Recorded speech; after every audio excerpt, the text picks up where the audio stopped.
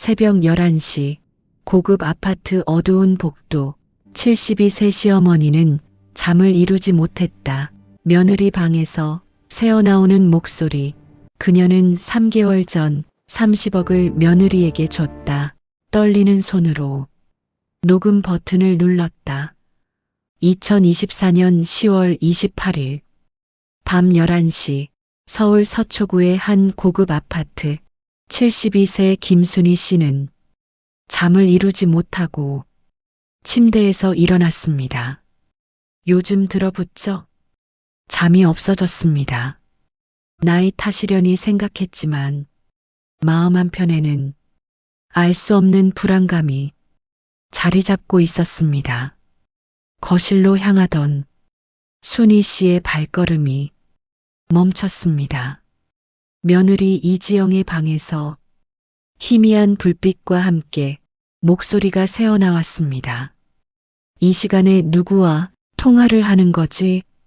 순희 씨는 자신도 모르게 방문 앞으로 다가갔습니다. 문틈 사이로 며느리의 목소리가 들려왔습니다. 엄마 걱정 마. 다 계획대로 되고 있어. 순희 씨의 심장이 쿵 내려앉았습니다. 계획이라니 무슨 계획을 말하는 걸까요? 시어머니 요즘 자꾸 깜빡깜빡 하시잖아. 병원에서 치매 초기 판정만 진단받으면 돼. 그러면 30억 전부. 내 명이니까 아무도 건드릴 수 없어. 순희 씨는 그 자리에 얼어붙었습니다. 3개월 전 그녀는 평생 모은 전 재산 30억을 며느리에게 증여했습니다. 40년간 새벽 4시에 일어나 김밥을 말고 분식집을 운영하며 한 푼, 두 푼 모은 돈이었습니다. 남편은 15년 전 세상을 떠났고 외아들 민수는 사업 실패로 빚더미에 앉았습니다. 그때 며느리 지영이 나타났습니다. 어머님, 제가 민수 오빠 빚 정리할게요. 대신 재산을 제 명의로 해주시면 세금도 줄이고 어머님 노후도 제가 책임질게요. 저희 손자들과 함께 행복하게 사시는 거예요. 순희 씨는 그 말을 믿었습니다. 아니, 믿고 싶었습니다. 며느리의 환한 미소, 손자들의 재롱, 그리고 마침내 빚에서 벗어난 아들의 안도하는 얼굴. 그 모든 것이 30억의 가치가 있다고 생각했습니다. 하지만 지금 문틈 너머로 들려오는 며느리의 목소리는 완전히 다른 사람 같았습니다. 시어머니 친척도 없고 친구도 없어. 아들은 내 말이면 무조건 맞다고 해. 치매 판정 받으면 요양원 보내고 우리 새 출발하는 거야. 엄마 30억이면 우리 인생 완전히 바뀌는 거잖아. 순희 씨의 손이 부들부들 떨렸습니다. 눈앞이 캄캄해졌습니다.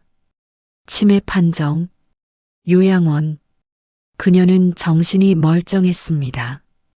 가끔 물건을 어디 뒀는지 잊어버리는 것은 나이 든 사람이라면 누구나 그런 것 아닌가요? 하지만 며느리는 그것을 치매로 만들려 하고 있었습니다. 순희 씨는 떨리는 손으로 주머니에서 휴대폰을 꺼냈습니다. 아들이 사준 스마트폰. 사용법을 잘 몰라 거의 쓰지 않던 것이었습니다. 하지만 한 가지는 알고 있었습니다. 녹음 기능. 순희 씨는 녹음 버튼을 눌렀습니다. 남편은 걱정 마. 내가 다 컨트롤해. 어차피 엄마 없으면 아무것도 못하는 사람이야. 내가 이혼한다고 하면 무릎 꿇고 빌걸. 순희 씨의 눈에서 뜨거운 눈물이 흘러내렸습니다. 30억, 평생을 바친 돈, 그리고 그보다 더 소중했던 것, 며느리에 대한 믿음, 아들 가정의 행복, 손자들과 함께하는 노후, 그 모든 것이 한순간에 무너져 내리고 있었습니다. 순희 씨는 소리 없이 자신의 방으로 돌아왔습니다. 침대에 앉아 녹음된 파일을 확인했습니다. 2분 37초 며느리의 모든 계획이 담긴 증거였습니다. 이제 어떻게 해야 하지? 순희 씨는 밤새 잠을 이루지 못했습니다. 창밖으로 동이 터올 때까지 천장만 바라보며 생각했습니다. 40년간 모은 전 재산을 빼앗기게 생겼습니다. 하지만 더 가슴 아픈 것은 따로 있었습니다. 지영이를 친딸처럼 믿었는데 새벽 5시 순희 씨는 조용히 결심했습니다. 아직 끝난 게 아니야. 이 녹음 파일이 있으니까. 하지만 그녀는 몰랐습니다. 이 녹음 파일 하나가 자신의 인생을 완전히 뒤바꿀 줄은, 그리고 며느리 지영에게 숨겨진 또 다른 비밀이 있다는 것도. 이야기는 7년 전으로 거슬러 올라갑니다. 2017년 봄 서울 신림동의 작은 분식집 순인의 김밥. 새벽 4시 아직 해가 뜨기도 전에 김순희 씨는 가게 문을 열었습니다. 65세의 나이에도 그녀의 손놀림은 여전히 빨랐습니다. 그녀는 오늘도 열심히 김밥을 만들었습니다. 100줄은 팔아야 할 텐데 남편이 세상을 떠난 지 8년째였습니다. 위암 말기 판정을 받고 6개월 만에 눈을 감았습니다. 병원비로 모아둔 돈이 절반이 날아갔지만 순희 씨는 주저앉지 않았습니다. 민수 대학 등록금은 내야지. 그 애가 내 전부니까. 외아들 민수는 그때 대학교 3학년이었습니다. 아버지 장례식 날에도 민수는 어머니 곁을 떠나지 않았습니다. 엄마, 내가 빨리 취직해서 편하게 해드릴게. 아이고, 우리 아들, 엄마는 괜찮아. 공부나 열심히 해. 민수는 약속을 지켰습니다. 대기업에 입사해 5년 만에 과장으로 승진했고 32살에 결혼을 했습니다. 며느리 이지영을 처음 만난 날 순희 씨는 한눈에 마음에 들었습니다. 2019년 가을 민수가 여자친구를 데리고 분식집에 왔습니다. 엄마, 이 사람이 지영이야. 내 여자친구. 지영은 환하게 웃으며 허리를 깊이 숙여 인사했습니다. 안녕하세요. 어머님, 김밥이 세상에서 제일 맛있다고 오빠한테 들었어요. 저도 맛볼 수 있을까요? 순희 씨는 그 순간을 아직도 기억합니다. 지영의 맑은 눈동자, 예쁜 미소, 그리고 허리를 깊이 숙이던 공손한 몸가짐. 우리 민수가 좋은 여자를 만났구나. 순희 씨는 특별히 정성을 들여 김밥을 만들었습니다. 참기름을 조금 더 넣고 밥알 하나하나에 간이 배도록 신경 썼습니다. 우와, 이게 진짜 김밥이네요. 어머님 손맛이 정말 대단하세요. 저도 이렇게 맛있게 만들 수 있을까요? 그럼 내가 가르쳐 줄게. 우리 지영이 요리 잘하면 우리 민수 평생 잘 먹겠네. 두 사람은 6개월 뒤 결혼했습니다. 순희 씨는 평생 모은 돈 중 5억을 들여 서초구의 아파트 전세를 얻어줬습니다. 결혼식 날 지영은 시어머니의 손을 꼭 잡고 말했습니다. 어머님, 저 진짜 열심히 할게요. 어머님이 친정 엄마보다 더 좋아요. 평생 효도할게요. 순희 씨는 감격의 눈물을 흘렸습니다. 드디어 내 평생 소원이 이루어졌구나. 좋은 며느리 만나서 아들 잘 살게 됐으니 결혼 후에도 지영의 효도는 계속됐습니다. 매주 주말마다 분식집에 찾아와 순희 씨를 도왔습니다.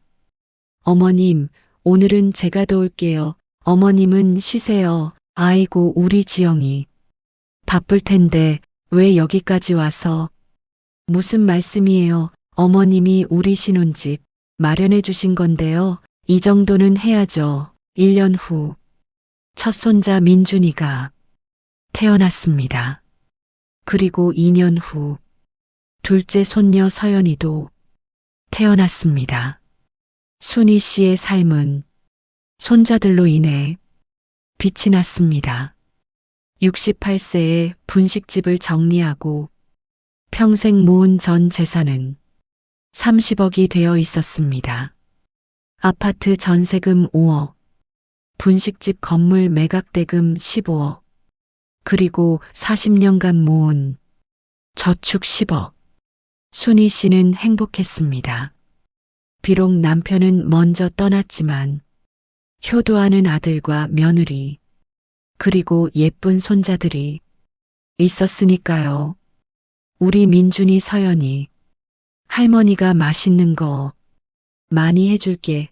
그때는 정말 행복했습니다. 며느리의 환한 미소가 진심이라고 믿었습니다.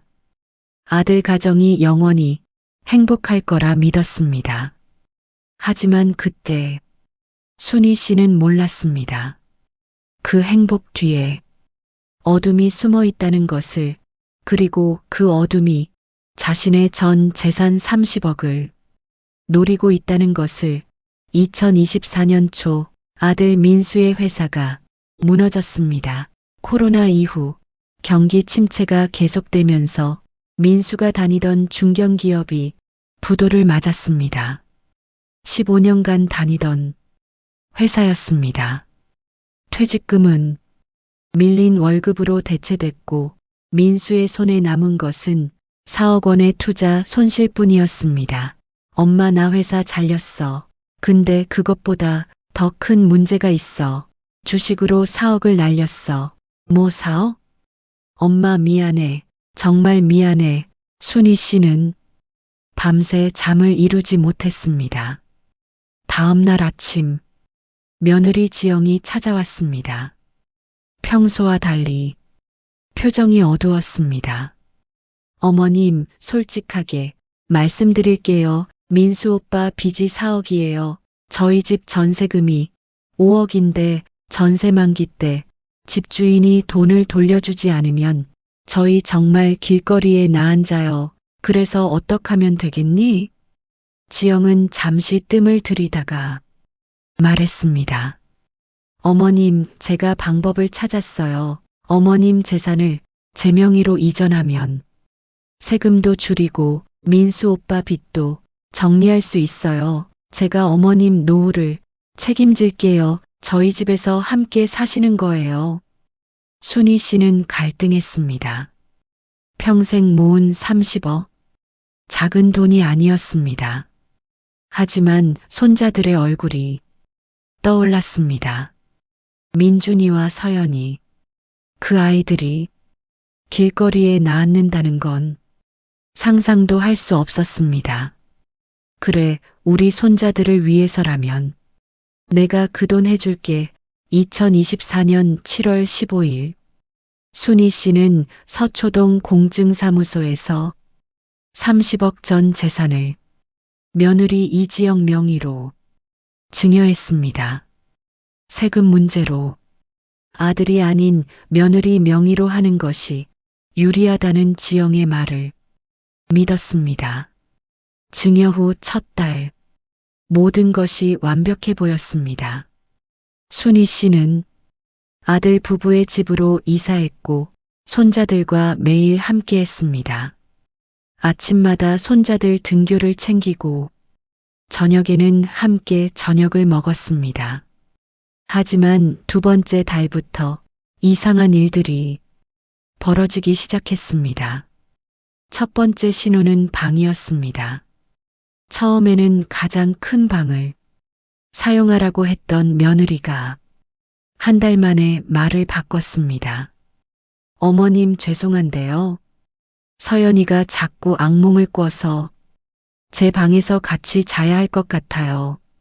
어머님은 작은 방으로 옮겨주시면 안 될까요? 그래. 서연이가 중요하지. 순희 씨는 작은 방으로 옮겼습니다. 창문도 없는 3평짜리 방이었지만 손녀를 위해서라면 감수할 수 있었습니다. 두 번째 신호는 식사였습니다. 처음에는 온 가족이 함께 식사했지만 점점 순희 씨의 식사 시간은 달라졌습니다. 어머님, 저희는 8시에 먹어야 해서요. 어머님은 7시에 드시면 어떨까요? 민준이 학원 시간 때문에 순희 씨는 혼자 밥을 먹기 시작했습니다. 세 번째 신호는 손자들이었습니다. 민준이와 서연이는 처음에는 할머니 하며 따랐지만 어느 순간부터 순희 씨를 피하기 시작했습니다. 민준아 할머니랑 놀자. 할머니가 맛있는 것 사줄까? 할머니 나 바빠요. 학원 가야 해요. 순희 씨는 이상하다고 느꼈지만 대수롭지 않게 넘겼습니다. 아이들이 커서 그런가 보다. 중학생이면 할머니보다 친구가 좋을 나이지. 하지만 결정적인 의심이 생긴 것은 어느 날 우연히 들은 대화 때문이었습니다. 그날 저녁 순희 씨는 물을 마시러 부엌에 갔다가 거실에서 며느리와 아들의 대화를 들었습니다. 여보 시어머니 요양원 알아봐야 할 것 같아. 뭐 갑자기 왜? 요즘 깜빡깜빡 하시잖아. 냉장고 문도 안 닫고 가스불도 안 끄시고 아이들 안전이 걱정돼. 순희 씨는 숨을 멈췄습니다. 내가 언제 그랬지? 가스불을 안 끈 적이 있었습니다. 하지만 그건 단 한 번이었고 바로 알아차렸습니다. 냉장고 문도 마찬가지였습니다. 설마 지영이가 일부러 그런 건가? 순희 씨는 그제야 깨달았습니다. 최근 들어 자신의 물건이 자꾸 이상한 곳에서 발견됐던 것을 분명히 서랍에 넣어둔 안경이 화장실에서 나오고 찬장에 둔 약이 신발장에서 나왔던 것을 나를 치매로 만들려는 건가? 그 의심이 확신으로 바뀐 것은 바로 그날 밤이었습니다. 며느리의 새벽 통화, 그리고 녹음된 2분 37초의 진실, 녹음 파일을 손에 넣은 그 새벽, 순희 씨는 방에서 한 발짝도 나가지 못했습니다. 떨리는 손으로 이어폰을 끼고 녹음된 내용을 처음부터 끝까지 다시 들었습니다. 엄마 걱정 마. 시어머니 치매 판정 받으면 다 내 거야. 30억이면 우리 인생 펴는 거지. 근데 아들은 어떡하게. 자기 엄마인데. 민숙애는 걱정하지 마. 내가 다 컨트롤해. 어차피 엄마 없으면 아무것도 못하는 애야.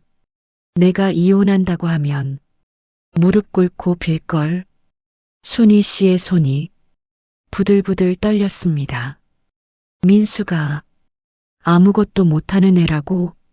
순희 씨가 40년간 김밥을 만 이유는 오직 하나였습니다.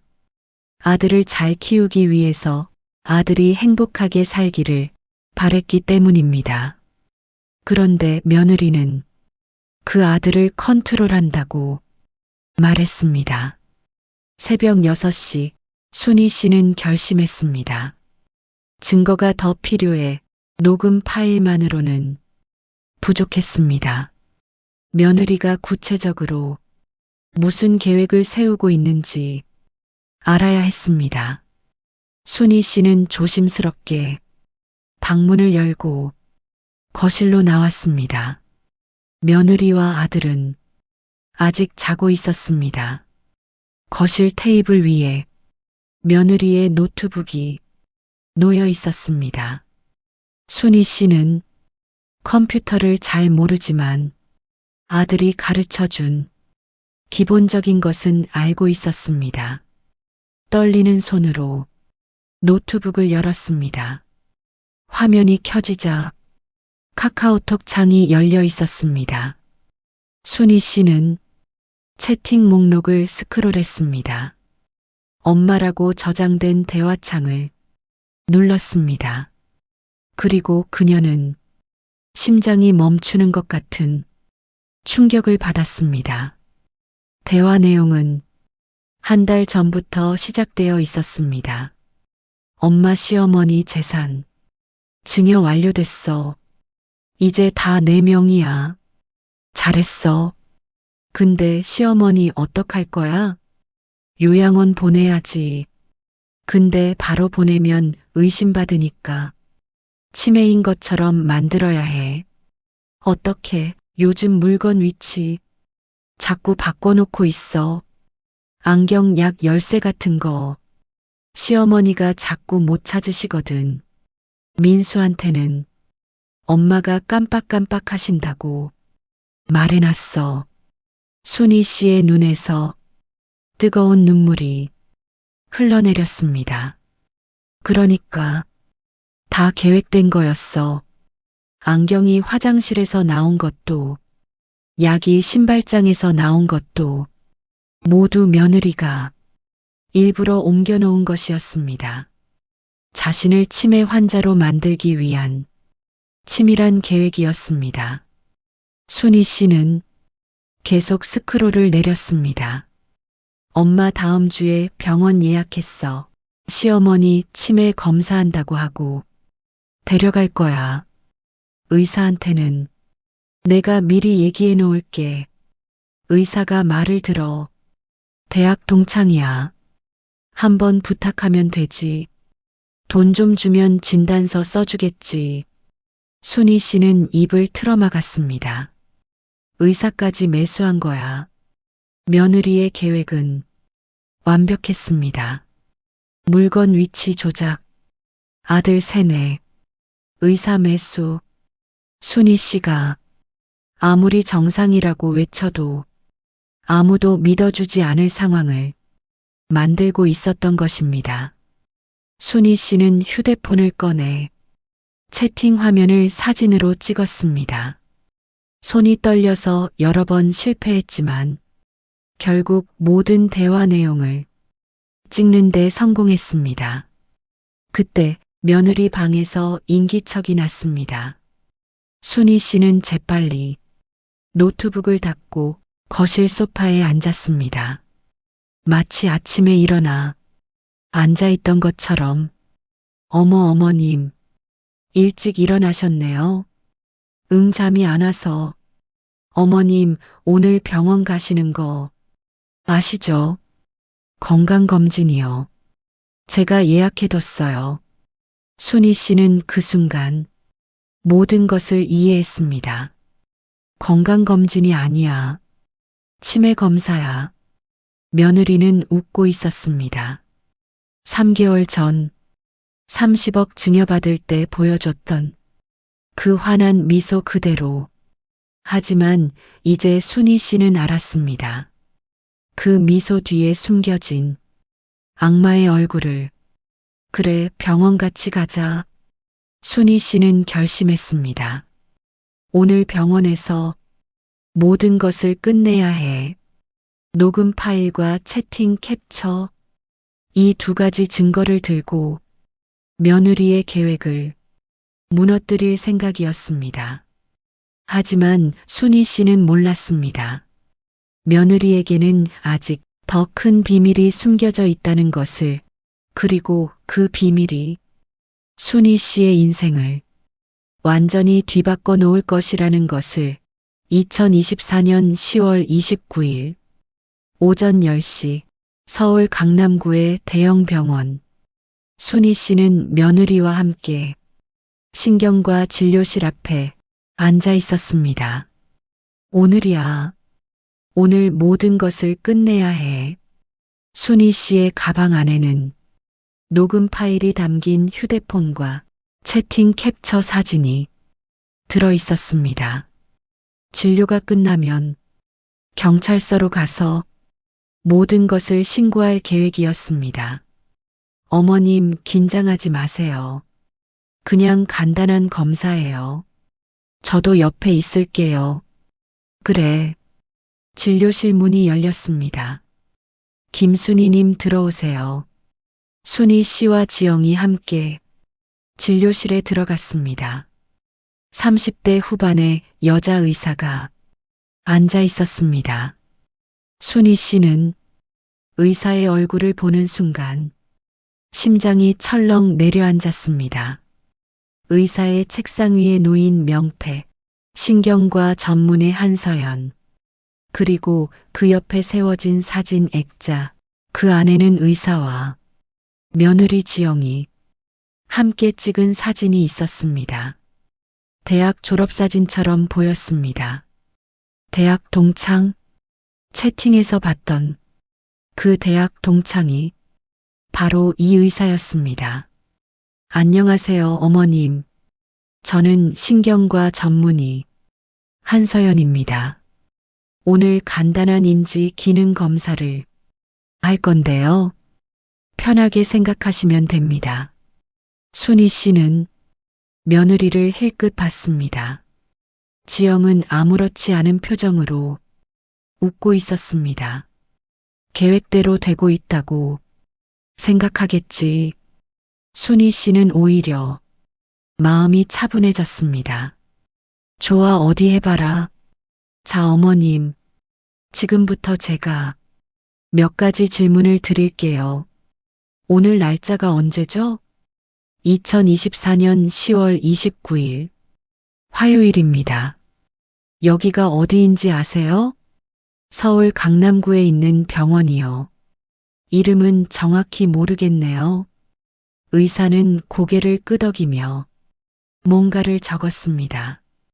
검사는 30분간 계속됐습니다.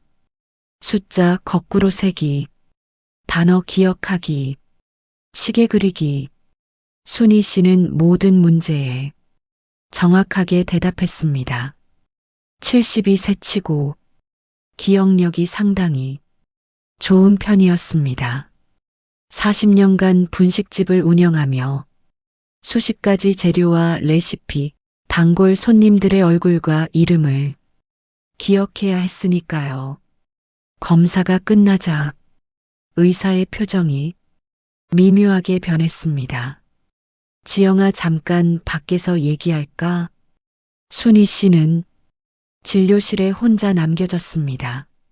문 밖에서 며느리와 의사가 작은 목소리로 대화하는 것이 들렸습니다. 순희 씨는 귀를 기울였습니다. 지영아, 이건 좀. 어머님, 너무 정상이야. 내가 진단서 쓸 수가 없어. 서연아, 부탁이야. 약간만 과장해서 써줘. 경도 인지장애 정도면 되잖아. 그건 허위 진단서야. 나 의사 면허 박탈당해. 서연아, 내가 결혼할 때 축의금 500만 원 냈잖아. 이번에 1000만 원 줄게.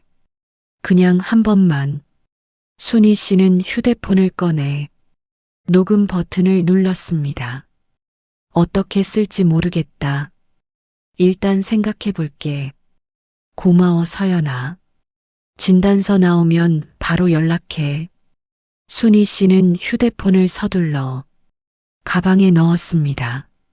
며느리가 다시 진료실로 들어왔습니다. 어머님, 검사 끝났대요. 집에 가시죠. 그래. 병원을 나서며 순희 씨는 생각했습니다. 두 번째 녹음 파일. 이걸로 의사까지 잡을 수 있어. 하지만 순희 씨의 진짜 충격은 그 다음에 찾아왔습니다. 병원 로비를 지나 출구로 향하던 순희 씨는 엘리베이터 앞에서 멈춰 섰습니다. 익숙한 뒷모습이 보였기 때문입니다. 아들 민수였습니다. 하지만 민수의 옆에는 젊은 여자가 서 있었습니다. 민수는 그 여자의 손을 잡고 있었습니다. 순희 씨는 기둥 뒤로 몸을 숨겼습니다. 수아야, 조금만 기다려. 엄마 재산 정리되면 이혼할 거야. 그리고 우리 진짜 결혼하자. 오빠 정말 약속이야. 그 시어머니 재산 얼마라고 했어? 30억? 지영이랑 반반 나누기로 했어. 15억이면 우리 둘이 먹고 살기 충분하잖아. 순희 씨는 그 자리에서 무너질 뻔했습니다. 민수가 지영이랑 짜고 그녀의 유일한 아들, 그녀가 평생을 바쳐 키운 아들, 그 아들이 며느리와 공모하여 자신의 재산을 빼돌리고 심지어 다른 여자와 바람까지 피우고 있었습니다. 순희 씨는 벽에 기대어 간신히 몸을 지탱했습니다. 눈앞이 캄캄해졌습니다. 30억이 문제가 아니야. 민수가, 내 아들이, 그녀는 그 자리에서 조용히 눈물을 흘렸습니다. 40년간 새벽 4시에 일어나 김밥을 만 이유, 남편 없이 혼자 아들을 키운 이유, 평생 모은 돈을 아끼지 않고 내준 이유, 모든 것이 무너지는 순간이었습니다. 병원에서 집으로 돌아오는 길, 순희 씨는 한마디도 하지 않았습니다. 며느리 지영이 무슨 말을 해도 들리지 않았습니다. 머릿속에는 아들 민수의 목소리만 맴돌았습니다. 지영이랑 반반 나누기로 했어. 15억이면 우리 둘이 먹고 살기 충분하잖아. 그 목소리가 머릿속에서 계속 재생됐습니다. 내 아들이 아니야. 저건 내 아들이 아니야. 하지만 현실은 바뀌지 않았습니다. 그녀의 유일한 아들이 며느리와 공모하여 자신을 배신한 것이었습니다. 저녁 7시 가족들이 모두 거실에 모였습니다. 민수, 지영, 그리고 손자 민준이와 서연이, 순희 씨는 식탁 끝에 앉아 가족들을 바라봤습니다. 예전에는 가장 행복한 시간이었습니다. 하지만 지금은 모든 것이 다르게 보였습니다. 어머님, 오늘 병원 다녀오시느라 피곤하셨죠? 어머님 좋아하시는 갈비찜 준비했어요. 지영아, 네 어머님, 오늘 병원에서 재미있는 걸 봤어. 지영의 표정이 미세하게 굳었습니다. 그 의사 선생님, 내 대학 동창이더라. 책상에 같이 찍은 사진이 있던데. 서연이요? 제 친한 친구예요. 좋은 의사라서 추천한 거예요. 그래. 근데 이상하네. 내가 문 밖에서 너희 둘 대화를 다 들었거든. 순간 식탁 위의 공기가 얼어붙었습니다. 지영의 얼굴에서 혈색이 빠져나갔습니다. 뭐라고 했더라? 약간만 과장해서 써줘. 경도 인지장애 정도면 되잖아. 이랬지. 어머님, 그건 오해예요. 순희 씨는 휴대폰을 꺼내 녹음 파일을 재생했습니다. 엄마 걱정 마. 시어머니 치매 판정 받으면 다 내 거야. 30억이면 우리 인생 펴는 거지. 지영의 얼굴이 하얗게 질렸습니다. 민수도 놀란 표정으로 지영을 바라봤습니다. 지영아, 이게 뭐야? 민수야, 너도 들어봐라. 순희 씨는 병원에서 녹음한 두 번째 파일을 재생했습니다. 수아야, 조금만 기다려. 엄마 재산 정리되면 이혼할 거야. 그리고 우리 진짜 결혼하자. 오빠 정말 그 시어머니 재산 얼마라고 했어? 30억? 지영이랑 반반 나누기로 했어. 이번에는 지영의 얼굴이 분노로 일그러졌습니다. 다른 여자 만나? 반반 나누기로 했다고? 미쳤어. 내가 얼마나 공들여서 시어머니 설득했는데 너 바람 피우면서 나한테 숨긴 거야? 순희 씨는 그 모습을 지켜보며 쓴웃음을 지었습니다. 두 사람은 자신에게 사과하기는커녕 서로를 비난하며 싸우고 있었습니다. 30억을 어떻게 나눌지에 대해서 그만 두 사람이 멈추고 순희 씨를 바라봤습니다. 민수야, 내가 왜 40년 동안 새벽 4시에 일어나 김밥을 말았는지 아니? 내가 잘 살길 바랬어. 내가 행복하길 바랬어. 그래서 내 전 재산을 줬어. 30억 전부 다. 순희 씨의 눈에서 눈물이 주르륵 흘러내렸습니다. 근데 너는 그 돈으로 엄마를 치매 환자로 만들고 요양원에 버리려고 했어. 다른 여자랑 새 인생 살려고. 민수야, 내가 이럴 줄은 정말 몰랐어. 아버지가 하늘에서 보시면 얼마나 슬퍼하실까. 손자 민준이와 서연이가 무서운 표정으로 부모를 바라보고 있었습니다. 서연이가 울음을 터뜨렸습니다. 할머니 요양원 가는 거야. 싫어, 할머니 가지 마. 순희 씨는 손녀를 안으며 말했습니다. 서연아, 할머니 안 가. 할머니가 여기 있을게.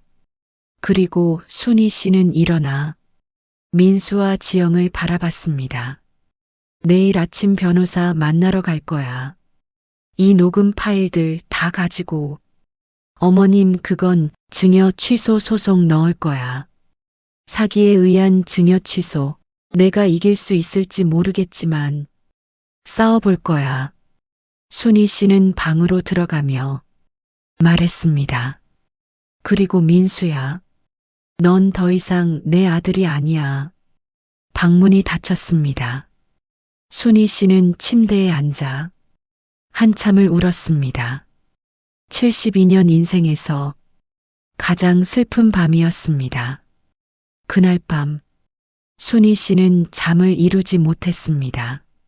새벽 3시 방문을 두드리는 소리가 났습니다. 어머님, 잠깐 얘기 좀 할 수 있을까요? 순희 씨는 대답하지 않았습니다. 하지만 지영은 포기하지 않았습니다. 어머님, 제가 드릴 말씀이 있어요. 제발 들어주세요. 순희 씨는 한숨을 쉬며 문을 열었습니다. 며느리 지영이 서 있었습니다. 눈이 퉁퉁 부어 있었고 얼굴은 눈물 자국으로 범벅이었습니다. 할 말 있으면 해. 어머님, 저 사실대로 말씀드릴게요. 지영이 바닥에 무릎을 꿇었습니다. 저도 피해자예요, 어머님. 뭐? 민수 오빠가 저한테 협박을 했어요. 순희 씨는 며느리의 말에 귀를 기울였습니다. 결혼하기 전에 민수 오빠가 저한테 빚이 있다고 했어요. 4억이 아니라 10억이었어요. 저한테 말한 4억은 일부였고 나머지 6억은 사채였어요. 사채업자들이 집에까지 찾아왔어요. 저랑 아이들한테 협박을 했고요. 민수 오빠는 어머님 재산으로 해결하자고 했어요. 제가 설득하면 이자도 갚고 나머지로 우리 가족 살 수 있다고. 지영은 눈물을 훔치며 말을 이었습니다. 저도 싫었어요. 어머님 속이는 거. 근데 민수 오빠가 이혼하면 아이들 빼앗겠다고. 양육권 소송에서 절대 지지 않겠다고. 그래서 저는 순희 씨는 며느리의 얼굴을 자세히 들여다봤습니다. 거짓말인지 진실인지 알 수 없었습니다. 하지만 며느리의 떨리는 목소리와 부어오른 눈에 무언가가 느껴졌습니다. 그래서 치매 판정 계획은 뭐야? 그건 민수 오빠 생각이에요. 어머님 재산 완전히 통제하려면 후견인이 되어야 한다고. 저는 반대했는데 오빠가 친정 엄마한테 전화한 건 그건 죄송해요. 제가 약해서 엄마한테 하소연한 거예요. 엄마도 민수 오빠 편을 들어서. 순희 씨는 한참 동안 말이 없었습니다. 지영아, 내 말이 진짜인지 어떻게 믿어? 어머님, 이거 보세요. 지영은 휴대폰을 꺼내 무언가를 보여줬습니다. 은행 거래 내역이었습니다. 증여받은 30억 중 이미 6억이 빠져나가 있었습니다. 이게 사채 갚은 내역이에요. 민수 오빠가 제 명의 계좌에서 임의로 이체한 거예요. 저도 어제 확인하고 알았어요. 순희 씨는 그 순간 복잡한 감정이 밀려왔습니다. 민수가 10억 빚을 숨기고 며느리한테까지 거짓말을. 지영아, 그럼 내가 병원에서 의사한테 부탁한 건 민수 오빠가 시킨 거예요. 저도 의사 면허 걱정돼서 서연이한테 적당히 얘기한 건데 오빠가 뒤에서 따로 압박을 넣었어요. 1,000만 원 더 주겠다고. 순희 씨의 머릿속이 복잡해졌습니다. 며느리의 말이 모두 사실이라면 진짜 적은 며느리가 아니라 아들 민수였습니다. 하지만 다른 한편으로는 의심도 들었습니다. 이것도 다 연기 아닐까? 민수한테 책임 돌리려고. 어머님, 솔직히 어머님 재산 탐난 거 인정해요. 하지만 요양원 보내고 치매 환자 만들겠다는 건 저 혼자 생각한 게 아니에요. 제발 믿어주세요. 증거 있어. 내 민수 오빠가 저한테 보낸 카톡이 있어요. 지영은 또 다른 채팅 화면을 보여줬습니다. 지영아, 병원 예약 잡아. 엄마 치매 검사. 초기 판정 나오면 후견인 신청하자. 오빠, 이건 좀 아닌 것 같아. 싫으면 이혼하자. 아이들은 내가 키운다. 순희 씨는 그 문자를 보고 눈을 감았습니다. 민수야, 내가 이렇게까지. 어머님, 저 정말 죄송해요. 어머님 속인 거, 돈 탐난 거 다 잘못했어요. 근데 저도 너무 무서웠어요. 순희 씨는 무릎 꿇은 며느리를 내려다봤습니다. 72년 인생에서 이렇게 복잡한 밤은 처음이었습니다. 일어나. 어머님, 내일 아침 변호사 만나러 갈 거야. 너도 같이 가자. 진짜 적이 누군지 확인해야겠어. 순희 씨는 문을 닫으며 생각했습니다. 민수, 내가 정말 그랬다면 엄마가 직접 확인할 거야. 2024년 10월 30일 오전 9시 서울 서초구의 법률사무소. 순희 씨는 며느리 지영과 함께 변호사 사무실에 앉아 있었습니다. 변호사 이정훈, 50대 중반의 노련한 민사 전문 변호사였습니다. 순희 씨의 옛 단골 손님 중 한 명이 소개로 만나게 된 사람이었습니다. 자, 상황을 정리해 보겠습니다. 김순희 씨는 3개월 전 며느리 이지영 씨에게 30억 원을 증여하였고 그중 6억 원이 이미 아들 박민수 씨의 사채 상환에 사용되었다. 맞습니까? 네, 맞습니다. 그리고 이 녹음 파일과 채팅 기록에 따르면 아들분이 어머님을 치매 환자로 만들어 후견인 자격을 얻으려 했다. 이것도 맞습니까? 네. 변호사는 서류를 내려놓고 안경을 벗었습니다. 솔직히 말씀드리겠습니다. 증여 취소 소송은 쉽지 않습니다. 증여 계약서에 어머님 서명이 있고 공증까지 받으셨기 때문입니다. 그러면 방법이 없는 건가요? 아닙니다. 방법이 있습니다. 변호사는 책상 위에 녹음 파일이 담긴 USB를 들어보였습니다. 이 녹음 파일이 결정적입니다.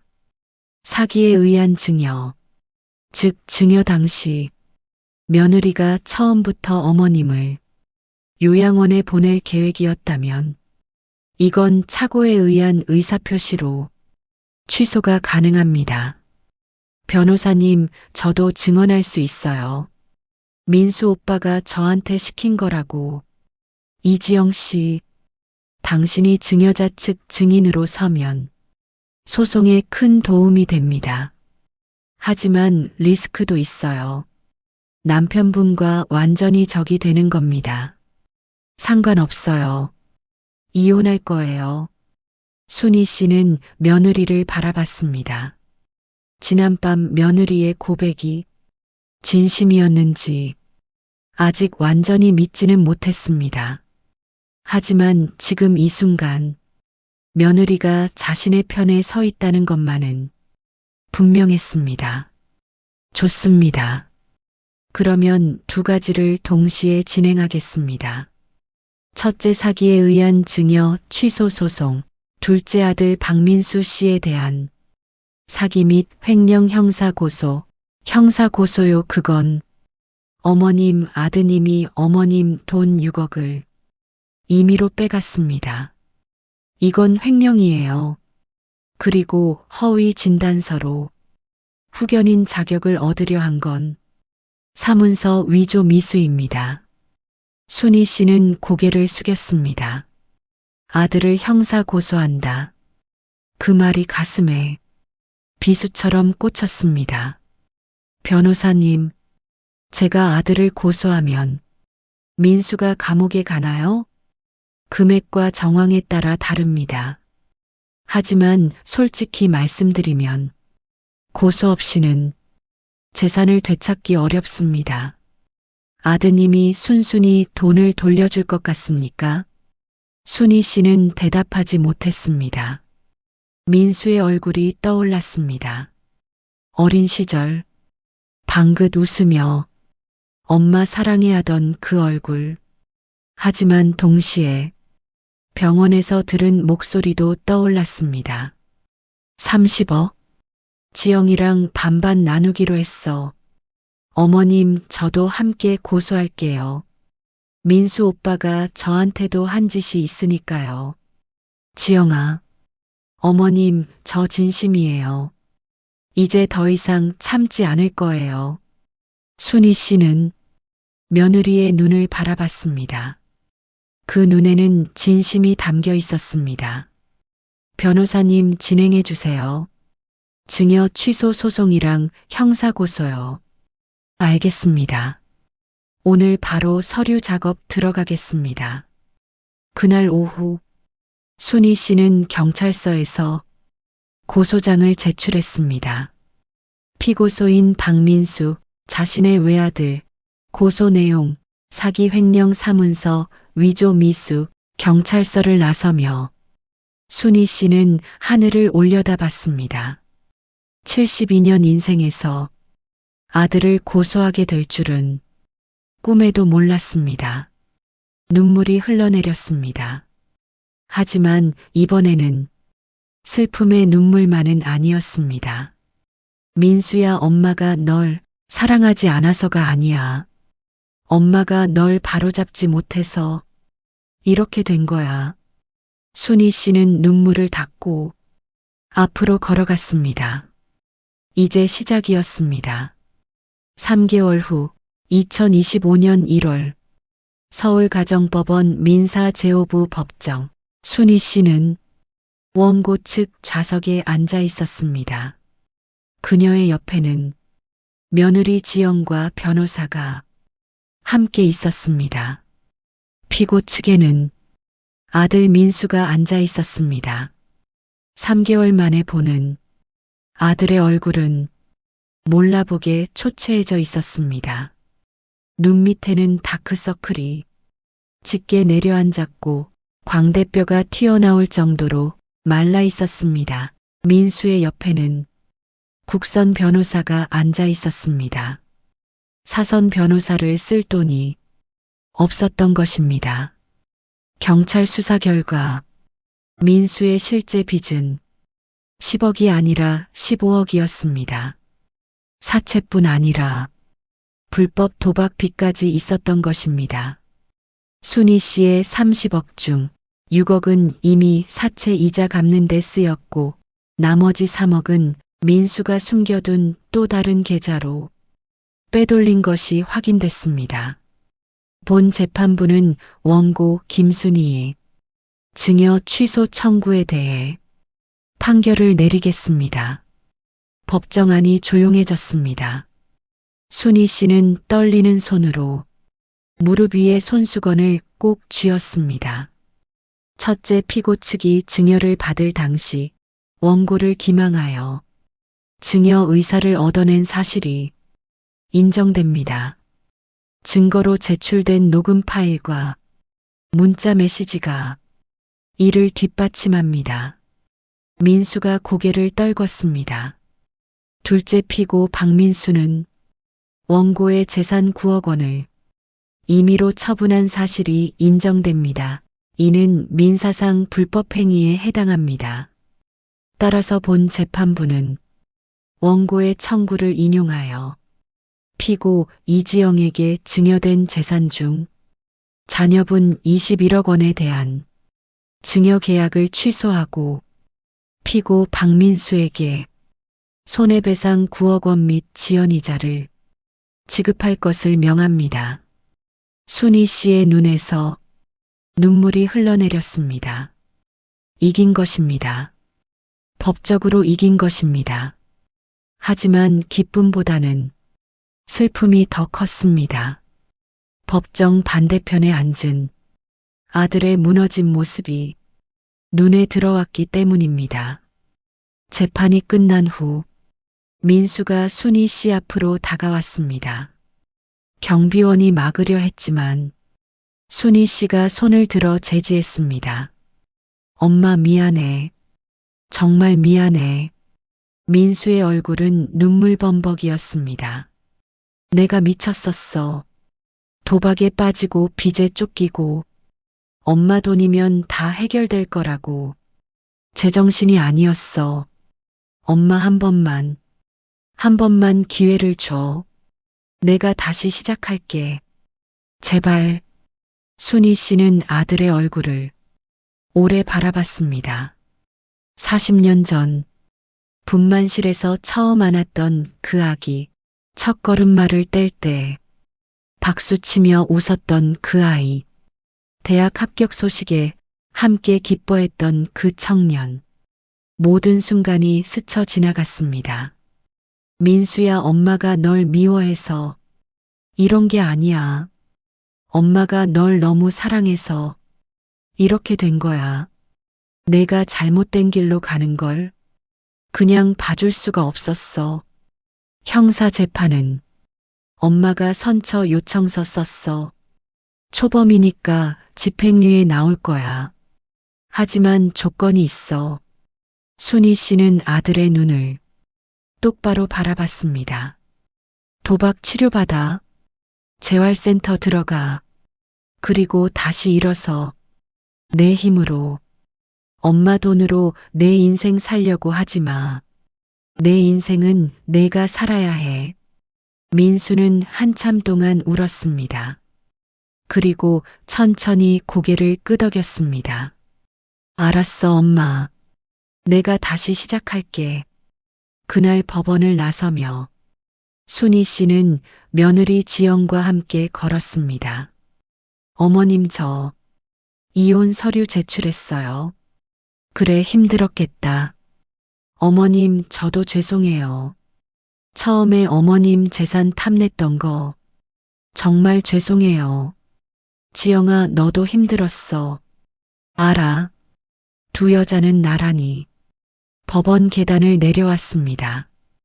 과거에는 시어머니와 며느리였지만 이제는 서로의 상처를 이해하는 두 사람이 되어 있었습니다.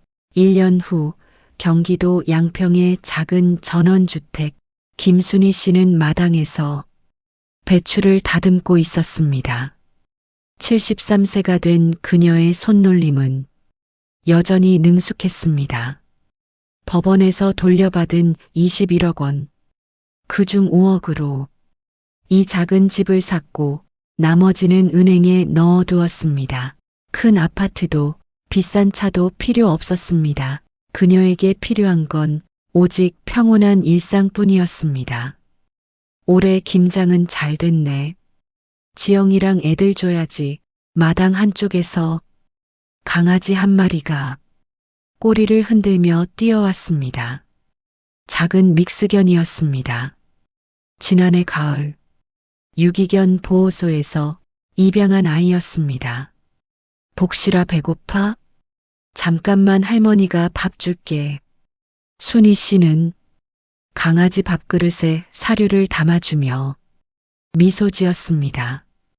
예전에는 몰랐습니다. 혼자 사는 것이 이렇게 평화로울 수 있다는 것을.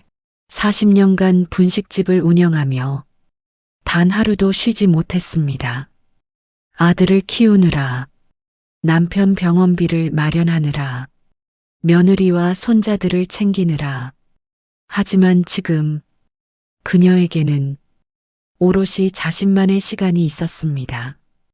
그때 마당 밖에서 차 소리가 들렸습니다. 잠시 후 문이 열리고 지영이 손자 민준이 손녀 서연이와 함께 들어왔습니다. 할머니, 어이구, 우리 서연이 왔어. 키가 또 컸네.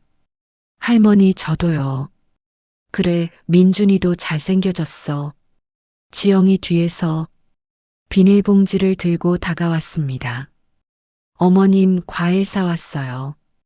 그리고 이거 떡볶이 떡이요. 어머님, 레시피로 만들어 보려고요. 이게 뭐야?